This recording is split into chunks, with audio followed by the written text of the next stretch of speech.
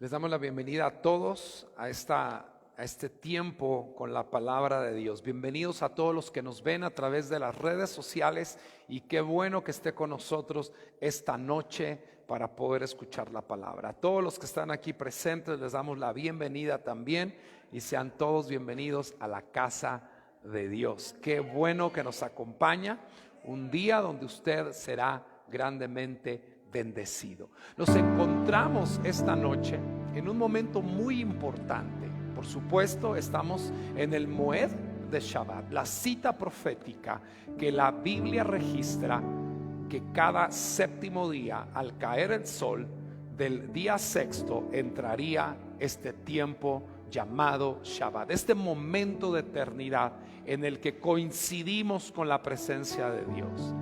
Sin embargo, también ha llegado el día 25 de Kislev, ayer en la noche, y junto con el 25 de Kislev entra una de las festividades más importantes, que todas son importantes en su tiempo, y por eso tengo que decirlo de esta manera, y la fiesta es la fiesta de Hanukkah. Hanukkah es un momento histórico muy importante. Sabemos que por el tiempo cronológico en el que este suceso histórico se llevó a cabo no está en la Biblia por una cuestión cronológica, por una cuestión histórica, pues sucede el evento que da lugar a esta festividad, sucede precisamente en ese periodo de transición bíblica de la revelación del último profeta llamado Malaquías al momento en el que nuestro Señor Yeshua hace una incursión, previamente preparándole el camino el hombre que empezó a bautizar en el Jordán llamado Yohanan, o conocido popularmente como Juan el Bautista. En ese momento de la historia en el que hay un lapso de transición al que la historia ha llamado un periodo de oscuridad, es el momento en el que se da este suceso. Y la festividad de Hanukkah, básicamente, déjeme se le explico en unos breves minutos para poderle transmitir este segundo día de la fiesta, segunda vela que se enciende, el mensaje que creo que Dios tiene para su vida. Cuando termina la profecía con el último profeta, cuando el último profeta más bien termina su profecía, el profeta de Malaquías, todavía el imperio persa estaba en operación. Años más tarde, unos años nada más, un par de años quizás más tarde, sube en el poder el imperio griego de la mano de un hombre muy conocido en el mundo como Alejandro Magno. El hombre Alejandro Magno, Dios le da el poder y por su mano ahora la nación de Grecia se convierte en un imperio. Este imperio derrota al imperio persa. Alejandro Magno derrota a Darío, y en su derrota entonces toma todo el poder y el dominio que tenía el entonces imperio persa. Al surgir el nuevo imperio llamado Grecia, por supuesto era un paso obligado llegar a la tierra de Israel para tomar dominio de ella, así como lo estaban haciendo y tomando el dominio de todo el mundo. Cuando llega Alejandro Magno, se encuentra con el Cohen Gadol, con el sumo sacerdote llamado Shimon HaTzadik, y en su encuentro Alejandro tiene una reacción un poco extraña para sus generales y para todos los que hemos observado esa escena. Dice que se inclina, la historia dice que se inclina ante el Cohen Gadol, y ante la pregunta o el ser interrogado por sus generales, y le dijeron: ¿por qué te estás inclinando ante este hombre? Alejandro dice: lo que pasa es que a este hombre es al hombre que yo veo todas las noches antes de ir a una batalla, y este hombre es precisamente el que yo veo en mi visión y el que me dice que vamos a ganar. Los generales se quedan bastante impactados, y ante ese evento, bajo el dominio de Alejandro Magno, o durante la vida de Alejandro Magno, el imperio griego fue entre comillas, un poco amable con la tierra de Israel. Pero todos sabemos históricamente que Alejandro Magno muere muy joven, tan solamente quizás tendría 30 a 35 años cuando Alejandro muere. Tal vez algunos historiadores dirán otra edad, pero todos coincidimos que muere muy joven. Suceden 4 de sus generales, el imperio se divide en 4 partes. Israel queda en medio de un conflicto entre los seleucidas al norte y los ptolomeos al sur, es decir, Asiria al norte y Egipto al sur. En medio de los conflictos entre los dos reinos del norte y del sur, descrito muy precisamente por el profeta Daniel en su libro, él habla precisamente de estas peleas y batallas que tendría el reino del norte y el reino del sur, y geográficamente la tierra de Israel queda precisamente en medio de estas guerras entre estos dos generales, entre los cuales se dividió el imperio griego.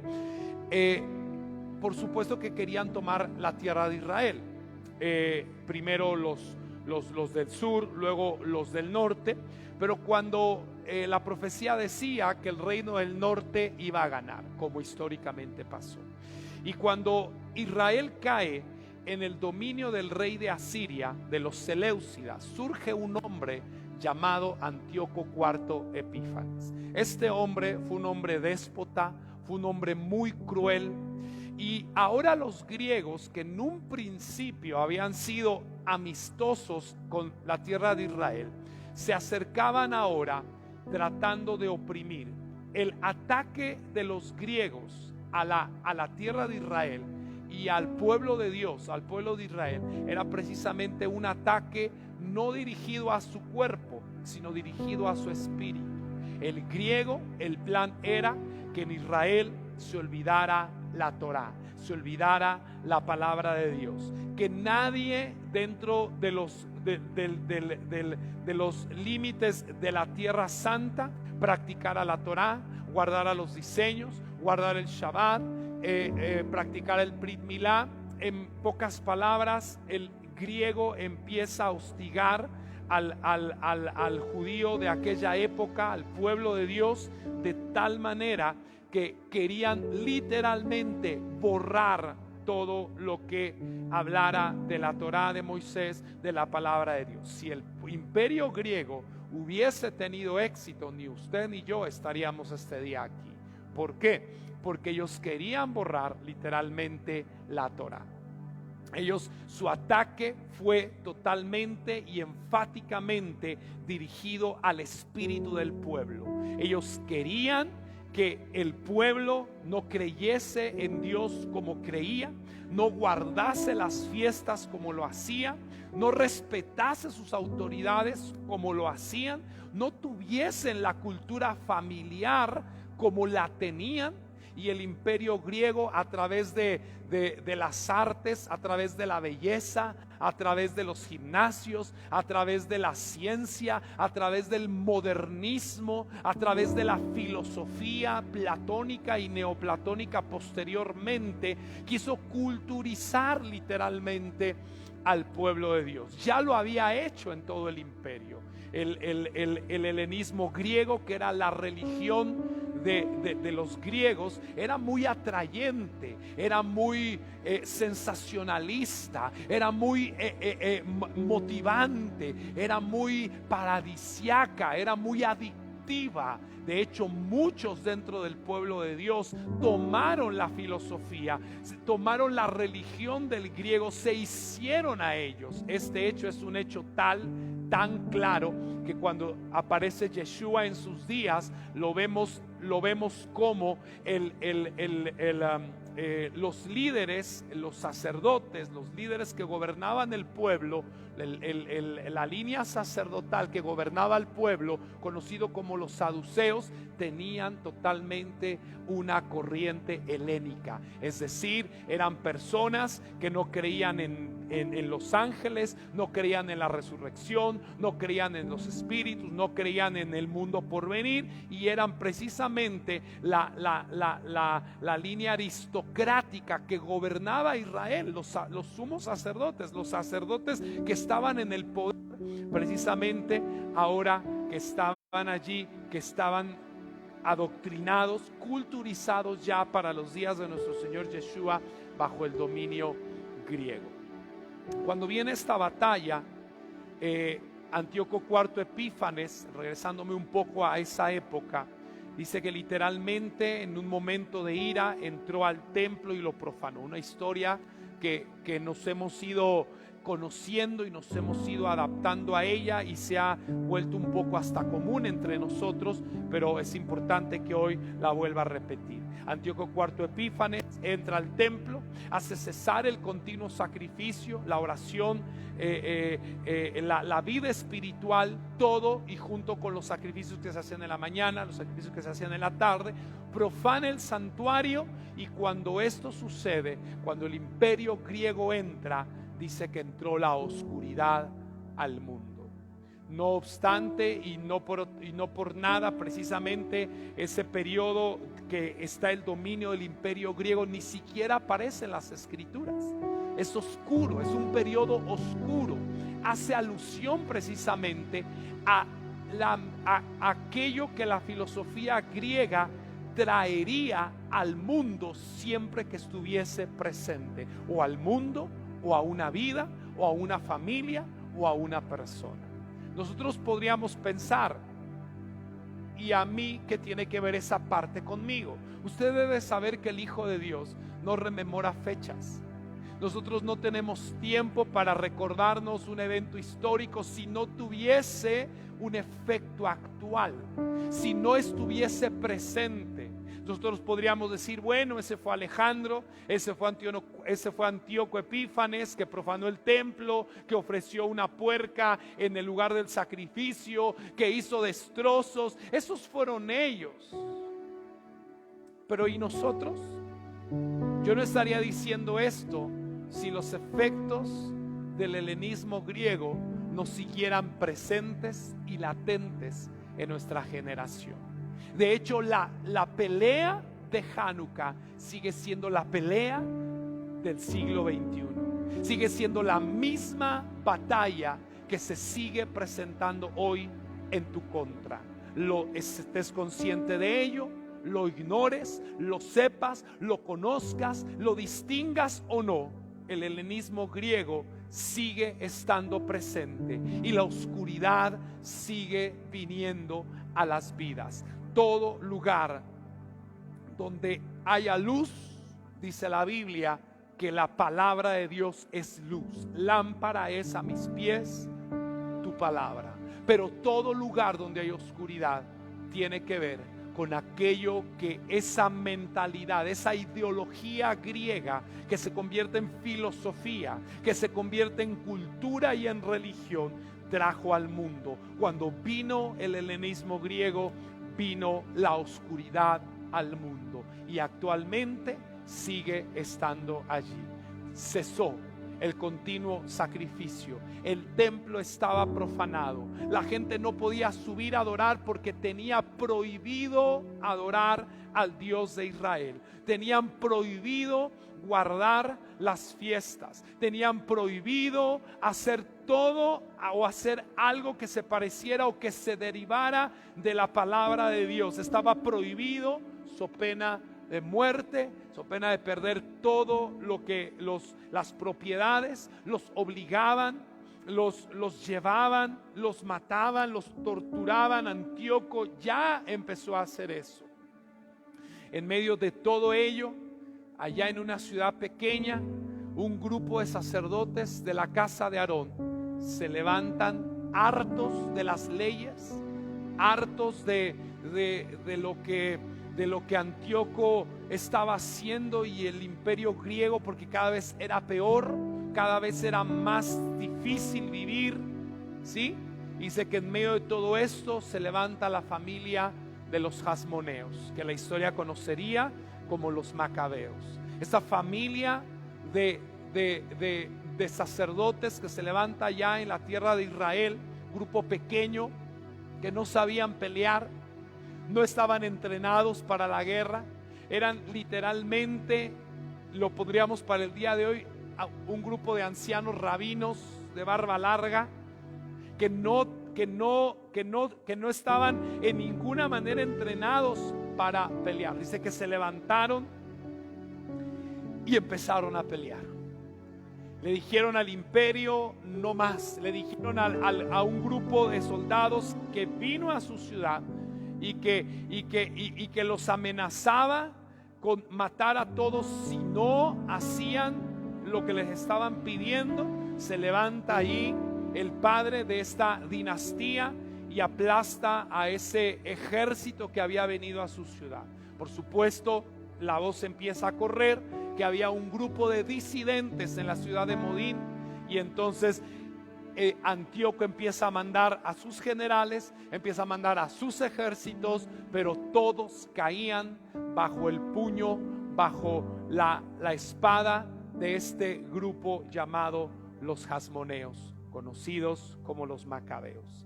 Un 25 de Kislev del año 3622 llegan en sus conquistas, en su lucha de liberar a Israel a la tierra santa del imperio griego, logran llegar a Jerusalén, y cuando llegan a Jerusalén ven que el templo estaba devastado, y entonces se dan a la tarea de limpiarlo para poder volver a reinaugurar el continuo sacrificio, la adoración y los sacrificios. Entonces dice que en el momento en el que van a hacer la reinauguración, ellos entendían que se tenía que volver a abrir.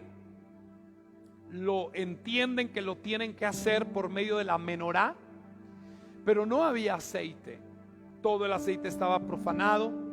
Para poder lograr conseguir aceite apto para la menorá, tenían que pasar 8 días para poder hacer, desde el proceso en el que se lleva la aceituna y se lleva la prensa y se saca el aceite y se lleva un proceso, dura 8 días. Entonces dice que entre el medio del rebuscar encontrar una pequeña botella sellada con el sello del Cohen Gadol. Algunos sabios dicen que esta botella de aceite inclusive era del aceite que Moisés hizo en su tiempo. O sea, era un aceite especial, y dice que el aceite era tan pequeño que nos iba a durar un día. Pero sabían que ese momento, 25 de Kislev, era un día importante. Y entonces lo ponen el aceite en la menorá, lo encienden sabiendo que se iba a apagar en un día, sabiendo que después de reinaugurar iban a tener otra vez oscuridad. Estoy hablando humanamente, entendían que naturalmente eso iba a durar un día. Y aquí vienen las preguntas importantes. ¿Por qué no esperaron 8 días? ¿Qué hubiese hecho usted? ¿Qué hubiese hecho yo? Quizás yo hubiese dicho no, para no quedarnos a la mitad, mejor, ¿saben qué? Vamos a esperar 8 días, que tengamos suficiente aceite, y en 8 días inauguramos. Y ahora sí ya no nos quedamos sin aceite. Qué ridículo vamos a hacer. Imagínense, vamos a poner aceite en la menorá que dura solamente un día, y entonces después se nos va a acabar, y después de reinaugurar vamos a pasar 7 días en los que no va a haber aceite, y vamos a tener que reinaugurar otra vez. Yo hubiese optado por decir: no enciendan la menorá, esperemos 8 días. Pero ellos sabían algo que quizás tenemos que recordar todos nosotros. Ellos, no obstante, ponen el aceite, lo dejan encendido, y entonces al siguiente día, que ellos sabían que ya la menorá no debería de estar encendida, milagrosamente el segundo día estaba encendida. Dijeron: wow, es muy sorprendente que nos esté durando un poco más, pero esperemos. Y llega el tercer día, que quizás ellos sabían que bueno, habrá durado 2, pero 3 no lo creo. Llegan al tercer día y sorprendentemente la menorá estaba encendida. día. Y así pasó el cuarto, y así llegó el quinto, y así llegó el sexto, y así llegó el séptimo, y así llegó el octavo, cuando ya todo el proceso había pasado y tenían nuevo aceite para la menorá. El milagro pasó, y ese 25 de Kislev, el aceite que debía durar un solo día, duró 8 días. La reinauguración del templo se había concretado, la victoria de los macabeos sobre el imperio griego se había consolidado, y a eso es a lo que debemos esta fiesta llamada Hanukkah. Esa es la historia, ese es el hecho histórico que aconteció en el año 3622. Ahora, yo sé que es un milagro muy grande el hecho del aceite, pero cuando vemos las batallas de los jasmoneos sobre el imperio griego, no vamos a dudar que, imagínese usted que un grupo hoy de 20, quizás de 50 hombres, de 50 y más, quieran ir a la guerra contra el ejército de los Estados Unidos, o el ejército de Rusia, o el ejército de China, no sé. Imagínense que apenas 50 quieran ir a la guerra, y que vayan a la guerra, y que oigamos en las noticias que ese grupo de 50 hombres, de 50 y más, además en edad, acaban de vencer a ese grande ejército. ¿Qué celebraría usted? Y que además usted llega y dice, bueno, y que luego se tomaron un té y el té duró caliente 8 días. Yo no digo que el aceite no sea un gran milagro, que dure 8 días, pero si hubiéramos estado ahí, quizás no hubiéramos prestado tanta atención al aceite como a la victoria militar que los jasmoneos tuvieron sobre el imperio griego. Un imperio, no una nación, un imperio. Pero no obstante, aún así, nuestros sabios dijeron, no, el milagro es el del aceite. Sí ganamos, sí fue un milagro, pero el milagro no es que aplastamos al ejército griego. El milagro no es que en cada conquista Dios nos ayudaba. El milagro no es que fuimos libertados. El milagro no es que alcanzamos nuestra independencia. El milagro no es que alcanzamos nuestras libertades. El milagro es el aceite. Pero sigo sin entender. Estoy hablando por usted y por mí. Sigo sin entender por qué el milagro del aceite es más milagro que este. Este me trae libertad, este me trae provisión, este milagro de aplastar a los ejércitos me trajo riqueza, me trajo mi dominio, me regresaron mis tierras. Ese es el milagro que hay que preponderar. Es más, no vamos a celebrar Hanukkah con aceite, con velas o con luz. Lo vamos a celebrar con un desfile militar. ¿Tienes más sentido que estar encendiendo una vela cada noche? Digo, cuando te metes a la historia, cuando conoces lo que te estoy diciendo, puedes tomar las preguntas correctas. Pero no. Los sabios escribieron que cuando llegara el 25 de diciembre, cada uno de nosotros en sus casas tendría que encender una vela. Y con el transcurso de cada día, hoy tenemos que encender el servidor y la segunda vela y luego la primera vela. Y con el transcurso de los días ir encendiendo adicionando una vela más hasta llegar al octavo día, donde la menorá o la Hanukkah, una menorá de 8 brazos, se pueda ver encendida totalmente. Tengo otra pregunta. ¿Encendemos una vela a la vez?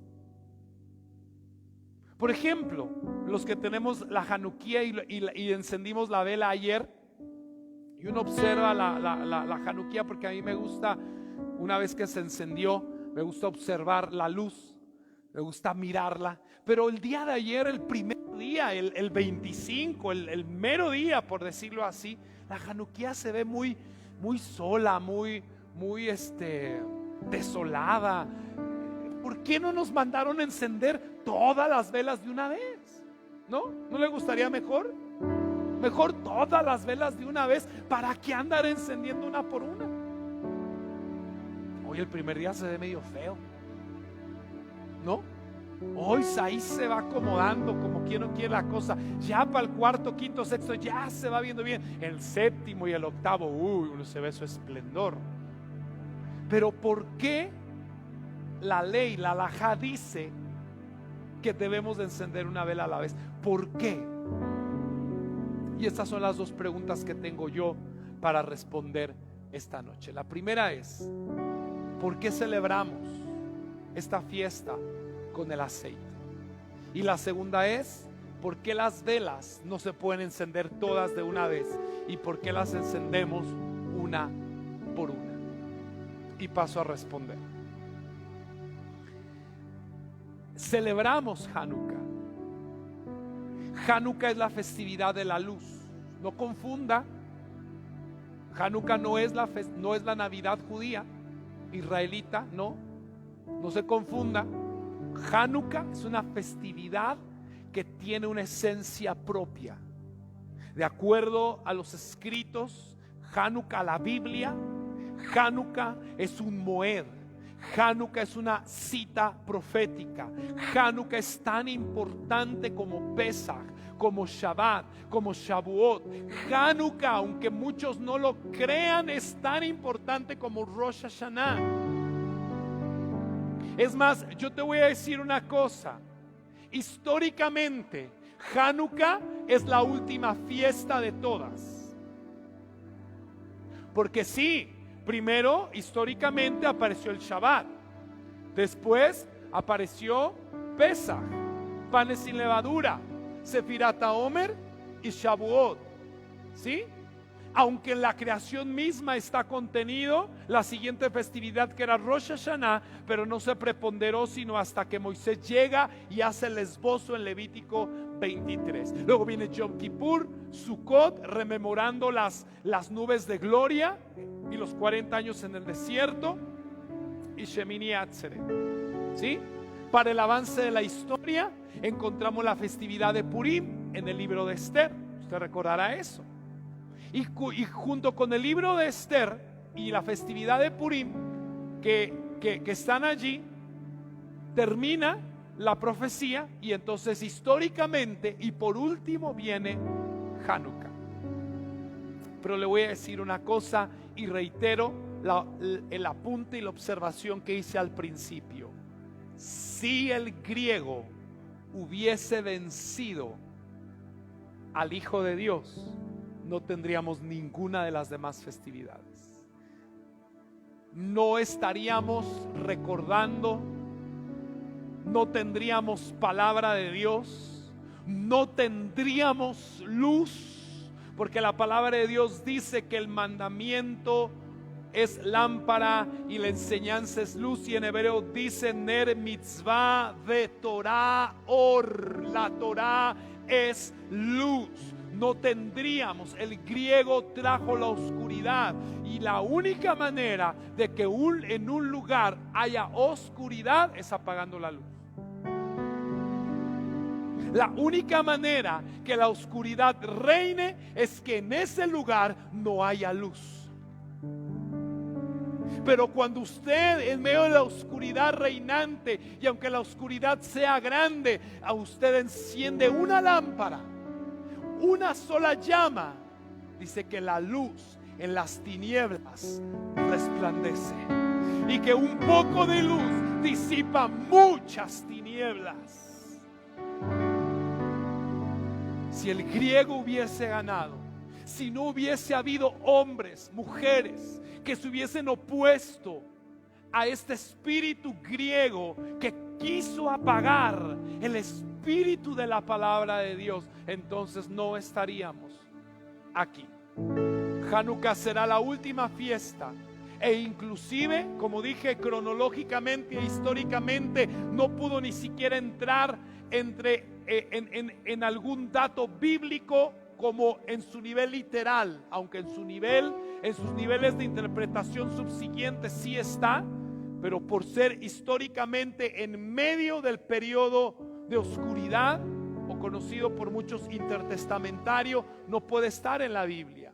Aunque vemos a Yeshua en el libro de Juan, que estaba en la fiesta de la dedicación, que no es otra que la fiesta de Hanukkah. Dice, y era invierno, era Hanukkah. Y Yeshua caminaba por el pórtico de Salomón y estaba mirando las luces que se ponían ahí. ¿Sí? Aunque antes no estuvo, en los evangelios está. Pero esta batalla del espíritu griego es precisamente una batalla contra tu espíritu. Es una batalla espiritual. El griego no quiso hacer otra cosa sino extinguir la llama que Dios puso en ti. Extinguir la esencia que Dios te dio a ti. El griego fue tras el espíritu del pueblo de Dios, tras la vida espiritual, tras la vida de fe que había ahí, y quiso extinguir. Su lucha es apagar la vela de Dios que está en ti.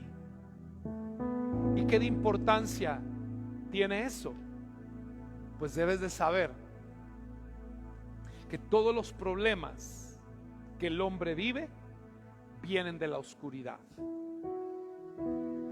Y todos los milagros, bendiciones, provisiones, prosperidad, salud que el hombre puede experimentar vienen de la luz.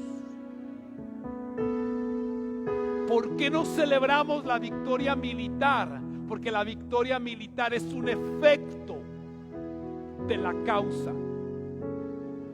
Lo que causa que venzas en tus batallas es la luz que llevas por dentro. Lo que causa que seas prosperado en medio de tus circunstancias es aquella llama que arde dentro de ti. Cuando la palabra de Dios llega a tu vida, viene a avivar, viene a encender la luz, viene a avivar las brasas que están adentro. La palabra de Dios te enciende, la palabra de Dios te conecta a la eternidad. La palabra de Dios viene a avivar la espiritualidad que Dios puso en ti. Cuando esto pasa y sales a la vida, hay una luz adentro, y esa luz disipa las tinieblas, la oscuridad, que son ocasión de tus enfermedades, de tus problemas, de tus dificultades. Cuando hay una luz, las tinieblas se van. No celebramos el efecto que tuvo la luz, celebramos la causa que es la luz.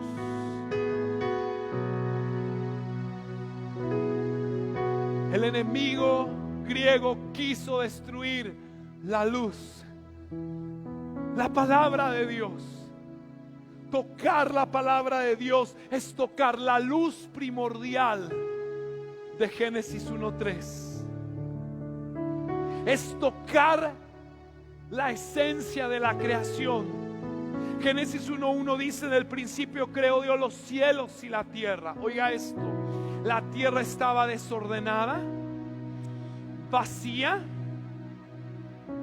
y la oscuridad estaban sobre la faz del abismo. Las tinieblas, desorden, vacío, oscuridad o tinieblas y abismo. Escuche esto: en estas 4 palabras vemos los 4 imperios que gobernaron a Israel y lo que trajo cada uno de ellos: desorden, Babilonia; vacío, Persia; tinieblas, Grecia; y abismo, Roma. Si se dan cuenta, son 4 aspectos que estaban allí en la creación. ¿Cómo llegó el desorden y el vacío y las tinieblas y el abismo? Allí estaba. Era parte de lo que este mundo y su consistencia tiene que tener. ¿Quién creó el desorden? ¿Cómo llegó al mundo el desorden? ¿Cómo llegó al mundo el vacío y las tinieblas o el abismo? Por eso te leí el 1:1. ¿Quién creó eso? Si lees bien, no vas a poder concluir otra cosa sino Dios. Porque este mundo es un mundo para realizar. Este mundo en su hechura, en su esencia natural, no está completo. Necesita un hombre que lo complete. Dice que el Espíritu de Dios se movía sobre la faz de las aguas, porque Dios en tu mundo solo se puede mover, pero no manifestar.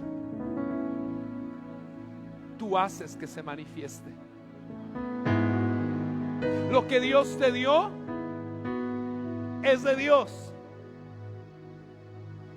¿Me estás oyendo? Pero tú dices que no, porque hay desorden. Aunque haya desorden, es de Dios. Aunque haya tinieblas, Dios lo hizo. El desorden no descalifica que Dios lo haya hecho, ni tampoco que Dios te lo haya dado. Quizás estás en un lugar donde hay desorden, vacío, tinieblas, abismo. ¿Por qué abismo? Porque no le ves fin a la situación. Eso es Roma. Roma es el abismo porque no se le veía fin al exilio. Seguimos en el exilio de Roma. Desde la destrucción del segundo templo hasta hoy en día estamos en el Galut Edom. Así se conoce en hebreo, Galut Edom, exilio de Edom, exilio de Roma. ¿Por qué? ¿Saben cuándo va a terminar? ¿Saben cuándo va a venir el Mashiach? No se ve el fin, pero Dios lo hizo. Y es la tierra que te entregó, pero Dios lo hizo. Y es el país en el que te hizo nacer, pero Dios lo hizo. Y es la situación en la que te hizo entrar, pero Dios lo hizo. Y es la familia en la que te hizo estar, pero Dios lo hizo. Y es el trabajo que te dio, la economía que te dio. Él se mueve allí. Y no porque haya todo eso significa que no esté Dios moviéndose. Pero el movimiento del Espíritu no va a resolver tu situación. Es la manifestación de la luz que puso en ti. ¿Me estás oyendo? Es la manifestación, es la evidencia de lo que Dios ha puesto en ti. Y dice el 3: y dijo Dios, sea la luz. Y fue la luz. Y vio Dios que la luz era buena. Y separó Dios la luz. No quitó las tinieblas, solo las separó. Y llamó a la luz día, y a las tinieblas noche. Y fue la tarde y la mañana un día. No sé si me estoy explicando hoy. Es la luz la que resuelve las cosas, pero es la luz que está dentro de ti la que hará que el espíritu que se mueve encima de tu circunstancia pueda entrar a manifestarse en medio de tu circunstancia. El movimiento solo es por arriba. Es la motivación, es el llamado a que te levantes, es el llamado a que despiertes, es el llamado a que entiendas que Él no puede hacer más de lo que tú activamente no lo lleves a hacer, que Él no solo se quiere mover en tu entorno, no quiere manifestarse dentro de toda tu vida, dentro de tu familia, dentro de tus situaciones. Esperas que el movimiento cambie las cosas, no cambia. El Espíritu se movía y se puede seguir moviendo. Nada va a cambiar a no ser que alguien lo haga que se manifieste. Es la manifestación de Dios lo que cambia las cosas. Es lo que la creación anhela, la manifestación, no el movimiento, la manifestación de los hijos de Dios. Cuando los griegos tocaron y quisieron eliminar la palabra de Dios, lo que quisieron es apagar esa luz primordial que había aparecido el primer día de la creación. Quitar la palabra, quitar tu vínculo con su palabra, con sus diseños, con sus mandamientos, es querer apagar. Y si esto sucede, se deriva todo tipo de problemas y de dificultades. Si bien es cierto, el mundo que Dios creó estaba en desorden, el mundo que Dios creó estaba vacío, en tinieblas y en un abismo, pero había una esperanza: la luz de Dios y el hombre que la aportaría. Y ese eres tú. Y ese eres tú. Segunda respuesta a la segunda pregunta: ¿por qué encendemos una vela a la vez? Por lo mismo que ellos pusieron el aceite para un día y nos esperaron 8, en vez de tener suficiente aceite, dijeron de una vez. Por lo mismo que Vitia, sabiendo que no alcanzaría a tocar el Moisés de Moisés, la arquilla de Moshe, aún así extendió la mano. Por la misma razón que nosotros tenemos que entender que no se nos está pidiendo a nosotros o no se nos demanda hacer las cosas, solo se nos pide que nos esforcemos. ¿Por qué encendemos una vela a la vez? Porque el primer mensaje es: haz lo que esté en tu mano para hacer, que Dios te dará fuerzas. Haz lo que te venga a la mano para hacer, que Dios está contigo. Ellos pudieron haber esperado, ellos pudieron haber aguardado, pero el mensaje al encender la vela es decir: yo hoy tengo que hacer lo que puedo hacer y que Dios haga lo demás. Ahí es en donde Dios se glorifica. Ahí es en donde Dios se manifiesta. Ahí es en donde Dios mete su mano. Cuando la gente sabe que no somos nosotros los que tenemos la victoria, es Dios el que lo hace. Lo que me toca a mí es hacer lo que puedo hacer. Y parece sencillo, pero pregúntale a alguien: ¿por qué no se consagra a Dios? Y te va a decir que no se siente preparado. Y te va a decir que hay muchas cosas que tiene que dejar. Y te va a decir: no, es que no. Y quiere ver hoy todo terminado para poder empezar. ¿Por qué no se acerca a Dios? No, es que yo soy muy pecador. Es como decirle al que está enfermo: ¿por qué no va al doctor? No, yo estoy muy enfermo, por eso no voy. ¿Para qué voy? Si estoy muy enfermo. ¿Por qué no va Dios? No, es que soy un mundo de pecado. Y entonces, ¿cuándo va a ir? No, ya cuando yo solito, lejos de Dios, empiece a ser bueno. ¿Suena lógico? ¿Tiene lógica? No estamos aquí los mejores. Estamos aquí los que hemos entendido el mensaje, que tenemos que hacer lo que nos toca. Estamos aquí aquellos que encendemos una vela a la vez, porque sabemos además que la espiritualidad tiene que ir en ascenso. ¿Saben por qué encendemos una vela a la vez? Porque el mensaje a nuestro inconsciente es decir, yo tengo que seguir avanzando todos los días. La espiritualidad no se puede estancar. Es el segundo mensaje del por qué nosotros encendemos las velas hacia arriba. Una de las peores cosas que puedes hacer es estancarte en un lugar. ¿Saben qué significa Hanukkah? Dicen los sabios, y descansaron. Hanú, descanso. Kaf Hei, el 25. Y descansaron el 25. Pero ¿sabe usted que descanso no se dice Hanukkah o Hanú, sino se dice Nahu? Entonces debería de ser la fiesta de Nahuka, no de Hanukkah. Porque si descansamos el 25, debería decir Nahuka, no Hanukkah. Pero es que el hombre no vino a descansar.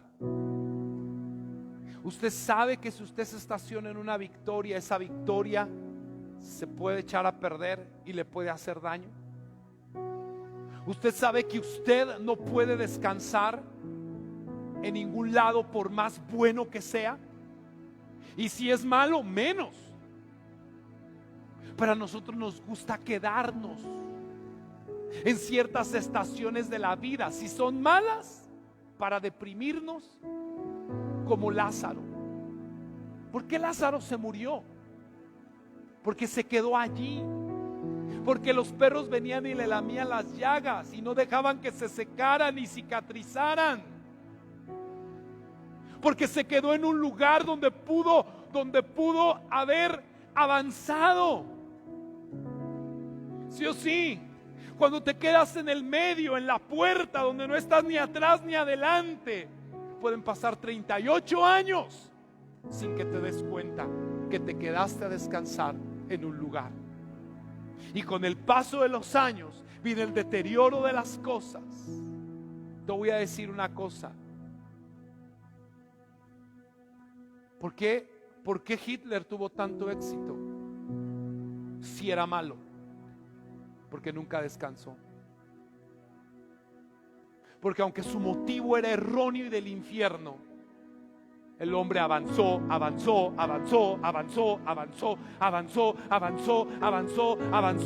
hasta que se tuvieron que unir las fuerzas aliadas, Estados Unidos, Rusia, y se tuvieron que unir muchos países en contra para frenarlo, porque si no lo frenaban, invadía el mundo. No porque sus motivos eran buenos, porque avanzó. No sé si me estoy explicando hoy. Porque avanzó. Lo peor que puedes hacer es estancarte. Lo peor que puedes hacer es quedarte ahí donde estás y decir, ¿qué tiene? Me quedo a pedir limosna. Una manera metafórica de decirlo, alegórica, a no ser que lo haya pensado en serio. El hombre de Hechos 3, 38 años allí. Oiga, ¿a poco aquel que dice que su familia lo llevaba para mendigar? Dice que nació cojo y su familia lo llevaba para mendigar. Una cosa es que yo nazca cojo y otra cosa es que sea mendigo. O una cosa es igual a la otra. No. Pero te estancas. Y todo estancamiento produce cojera. Produce invalidez. Te quiebras los pies, te quiebras el alma, las esperanzas, te estancas. Por eso en Hanukkah encendemos una vela más todos los días, porque nos estamos diciendo, aunque es bueno, tengo que seguir, y si es malo, con mayor razón avanzar. Quizás hoy no fue tu mejor día, pero mañana te tienes que levantar y seguir adelante y seguir creyendo, y seguir creyendo. Decía el apóstol Pablo, no hago caso de nada, y de una sola cosa hago caso. Dice, me extiendo, me adelanto, me prosigo al blanco, sigo avanzando. Dice, yo no pretendo haberlo alcanzado ya. El apóstol Pablo, sigo avanzando, me extiendo, sigo adelante al premio del supremo llamamiento. Lo peor que puede pasar en tu vida no es lo que te está pasando en tu vida, porque lo peor que te puede pasar en tu vida no viene de afuera de tu vida, viene de adentro de tu vida, y es una decisión personal de quedarte estancado, de rendirte y tirar la toalla, en vez de decir, hoy, aunque no fue el mejor, me voy a descansar, porque mañana me voy a levantar y voy a seguir adelante. Hoy fue muy bueno, hoy fue precioso, milagros, maravillas, prodigios, pero qué lindo que fue, pero mañana sigo adelante, porque aunque sea bueno y te estanques, no te va a ir bien. La perashá de esta semana se llama Vayeshev. ¿Saben qué significa Vayeshev? Y se sentó, y descansó, y se estancó. ¿De quién están hablando? De Jacob. Había llegado a Israel y dijo Jacob, ay, llegué, ahora voy a descansar. Y le roban a José. Y empiezan a venir los problemas entre los hermanos, y José tiene sueños y los hermanos no lo quieren y lo echan al foso y termina siendo expulsado, y a Jacob se le va el Ruach HaKodesh.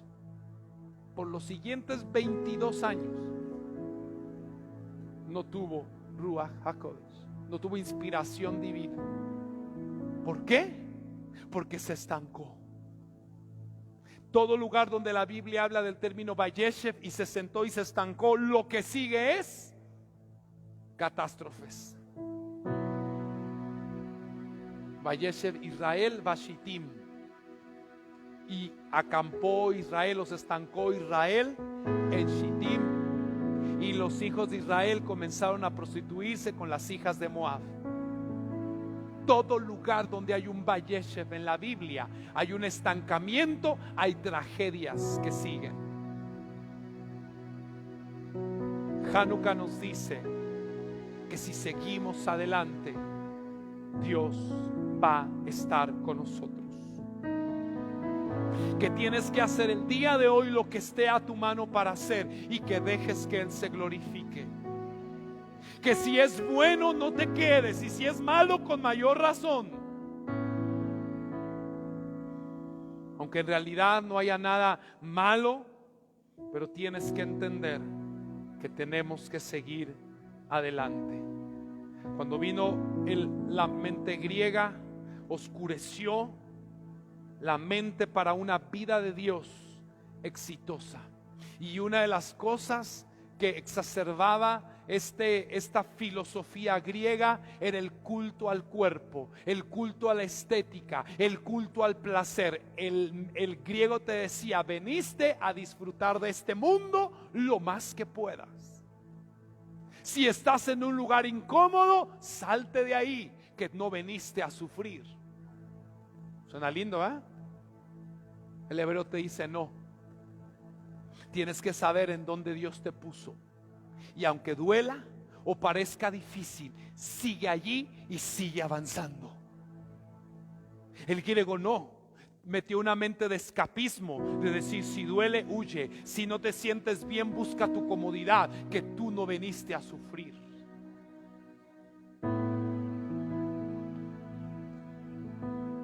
¿Se acuerdan cuando la zarza aparece a Moisés pastoreando? 80 años, a nuestro tiempo ya viejito, ¿verdad? Qué futuro, qué esperanza, qué sueño. Y se le aparece la zarza y le dice, el lugar en que estás, santo. No cada lugar a donde te llevo, ahí donde estás. Porque todo mundo dice, no, cualquier lugar menos este. No, cualquier lugar es mejor que este. Dice Dios, no te equivoques, Moisés. No pienses que lo bueno está más adelante. El lugar en el que estás, que yo te he puesto, ese es santo. Allí donde yo te puse, santo es. Lo mejor no está por venir, si no puedes entender que el lugar donde te puse, santo es. Y Moisés entendió, dijo, wow, ese es el lugar santo. ¿Qué pasa? Cuando tú entiendes esto a pesar de tus circunstancias, que logras hacer que todo lugar a donde tú vayas se convierta en santo. Que logras hacer que todo lugar donde tú pises se vuelva próspero. Que logras hacer que aunque estés en cualquier situación, esta cambie a tu favor. Porque no quieres cambiar el lugar, te quieres cambiar a ti. Porque no quieres modificar las circunstancias o la sonrisa de alguien. Mejor tú sonríes a todos.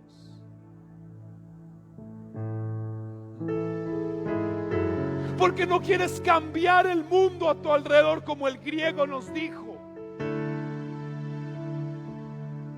Inventaron las bellas artes, inventaron los gimnasios, el placer al cuerpo.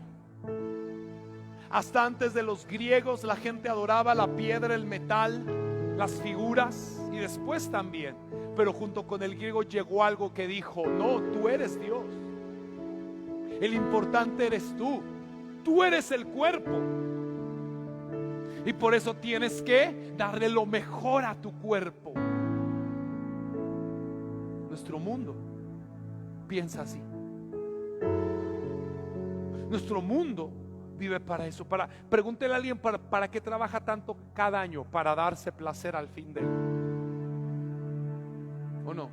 Para tomar sus vacaciones y para agasajar su cuerpo. Ahora que voy a descansar, para eso trabajo como burro todo el año, para que al final del año sea un hombre.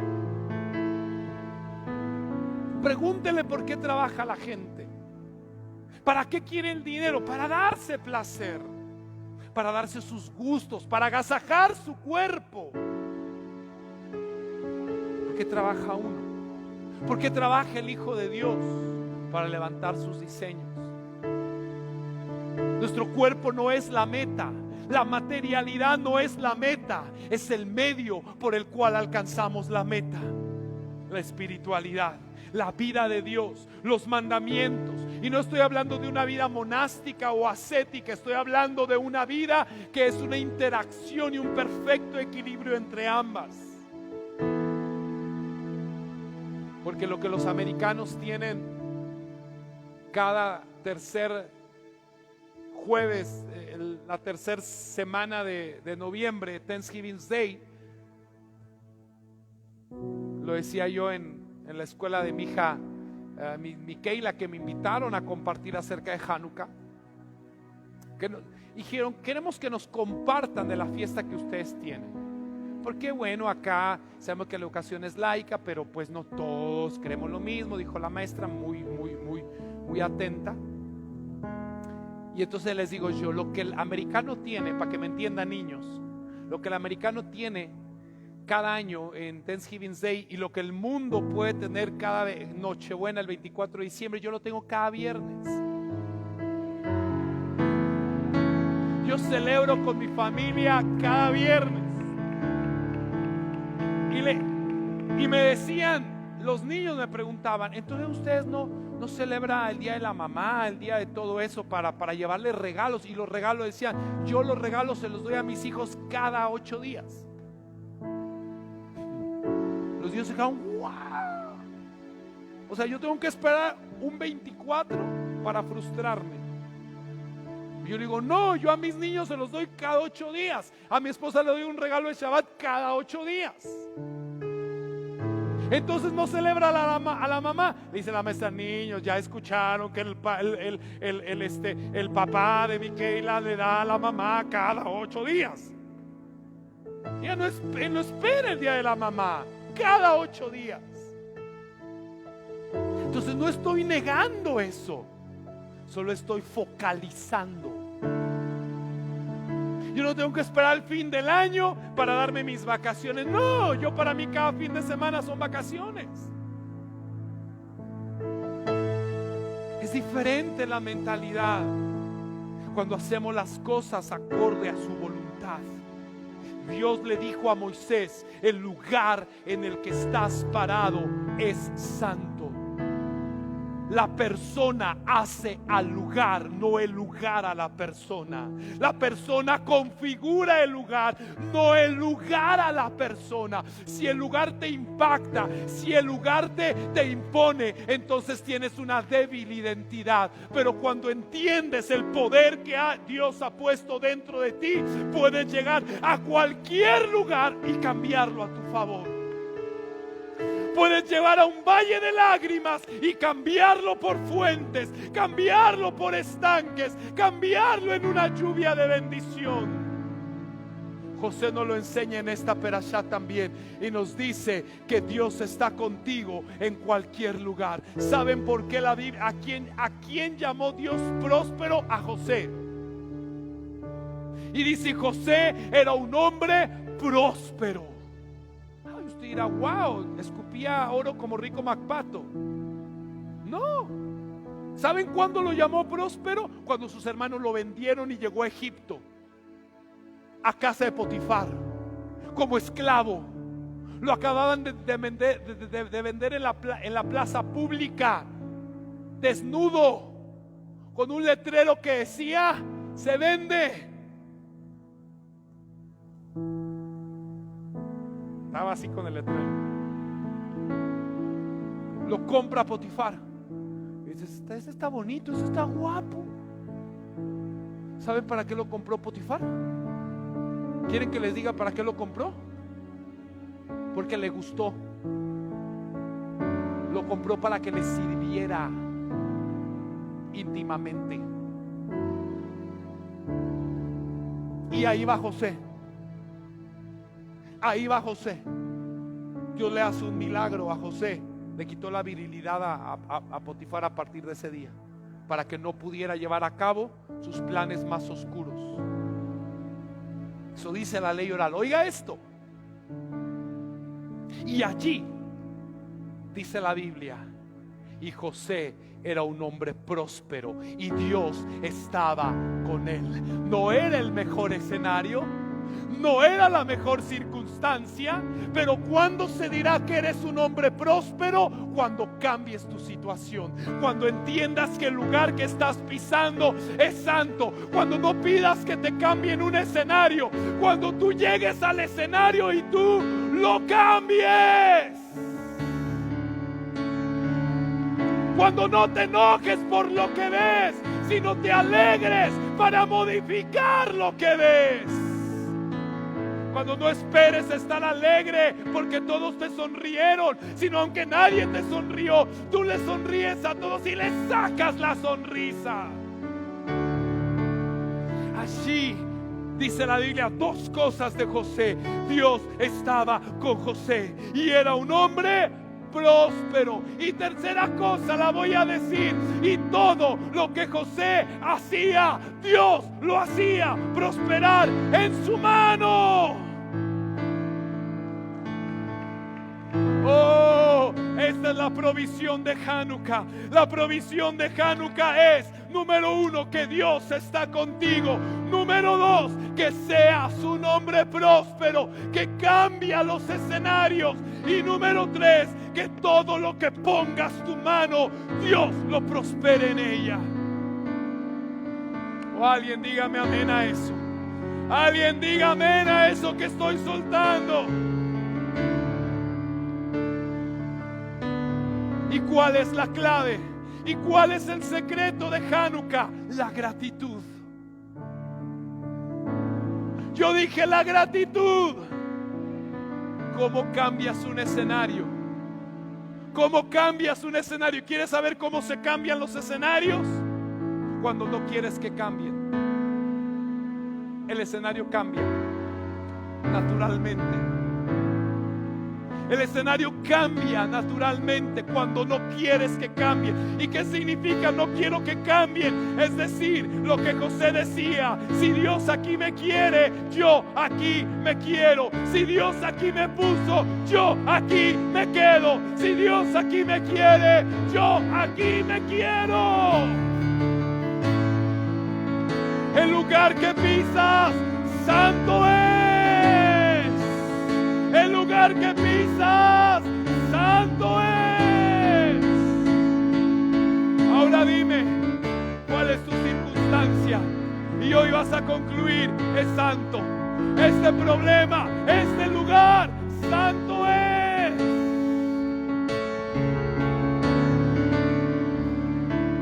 Ponte de pie. Ponte de pie y dale gracias a Dios.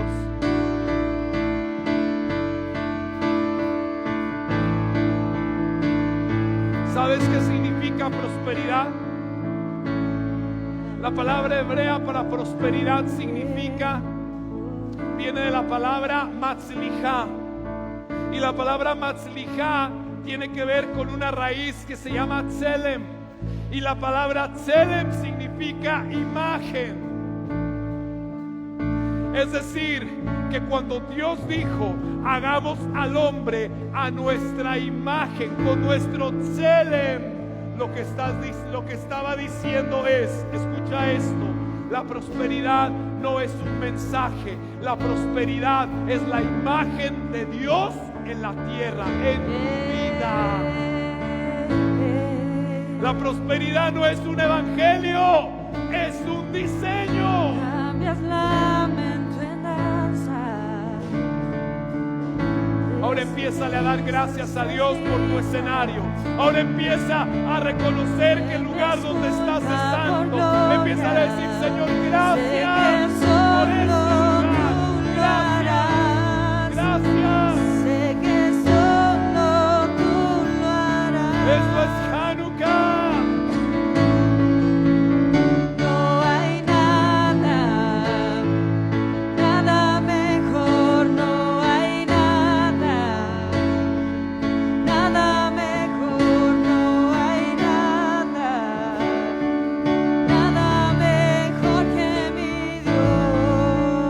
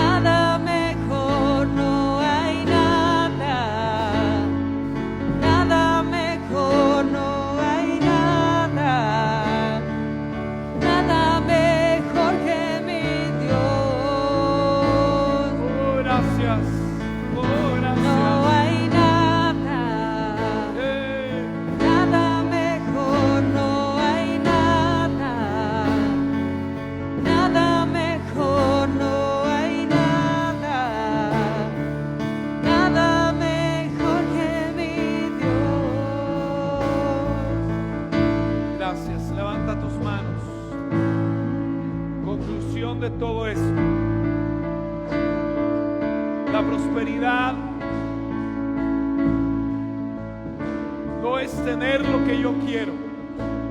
Prosperidad es estar en el lugar que Dios quiere que esté y que pueda ser feliz en medio de él, que pueda fructificar en la tierra de mi aflicción, que pueda dar a luz a Efraín y a Menashe, que pueda olvidar la tierra de mi padre, la casa de mi padre, y pueda dar a luz, pueda fructificar aquí en Egipto. Ese es José, un hombre próspero. Yo declaro bendiciones, milagros esta noche. Con la fiesta de Hanukkah viene la luz, y con la luz viene la sanidad, la paz, la bendición, la parnasá, la refuá, cambios de escenarios para la gloria de Dios. Recibe tu milagro. Si tú que me estás viendo necesitas un milagro, yo en este momento, por la autoridad que se me ha dado, declaro un milagro creativo sobre tu vida. Pon tu mano en el lugar de tu enfermedad. Haz lo que no podías hacer. Hoy hay milagros. Alguien dígame.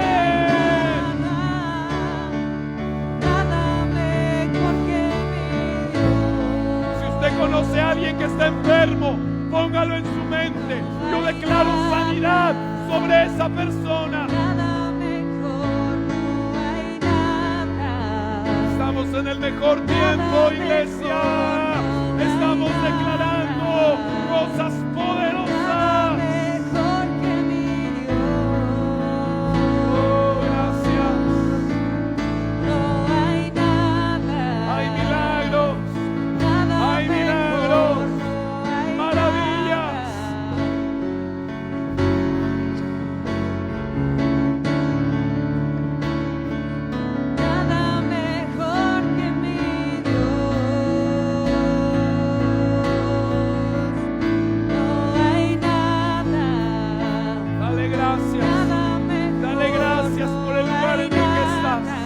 Declara que es santo.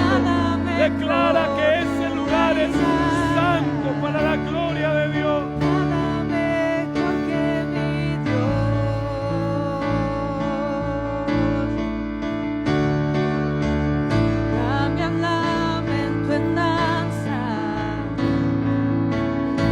Gracias, Dios. Te alabamos. Te bendecimos.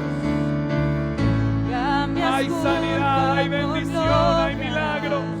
Sé que solo tú lo harás. Sé que solo tú lo harás.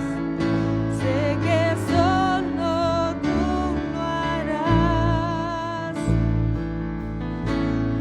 A todos los que nos ven, los que están presentes y nos ven, si tú te has alejado de Dios, yo quiero darte hoy una oportunidad de que te reconcilies con Dios.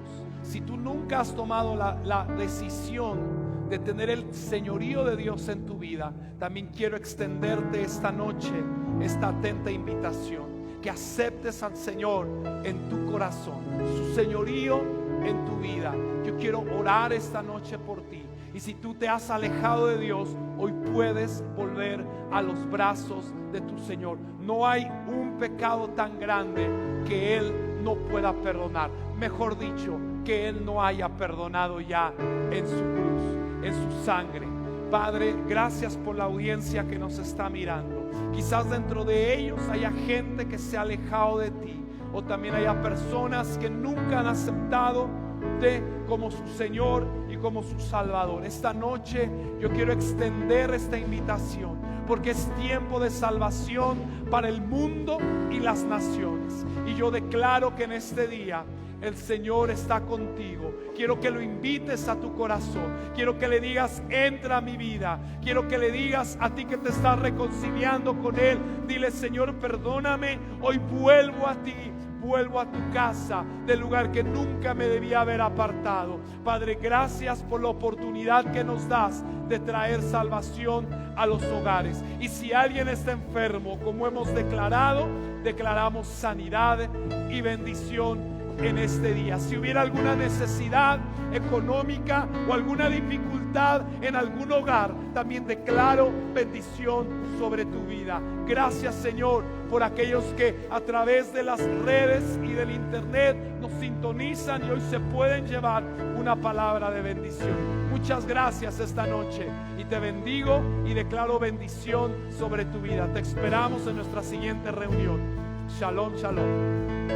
Si usted está aquí, levante sus manos y dele gracias a Dios.